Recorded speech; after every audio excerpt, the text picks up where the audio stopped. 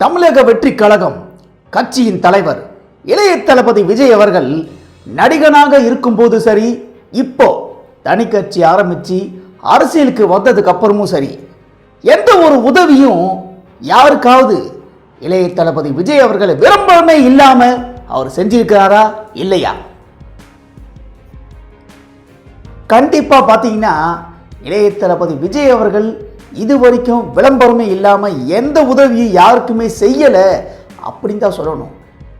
வெள்ளத்தில் பாதிக்கப்பட்டவங்களா இருந்தாலும் சரி, ஏன் இப்போ கூட வார வாரம் அவருடைய கட்சி சார்பாக எல்லாருக்கும் பிரெட்டு முட்டை இது எல்லாத்தையுமே தராங்க. இதை கூட மொபைலில் ஃபோட்டோ எடுத்து விளம்பரம் பத்திட்டு தான் தராங்க. இதுதான் இளைய தளபதி விஜய் அவர்களோட பாணி.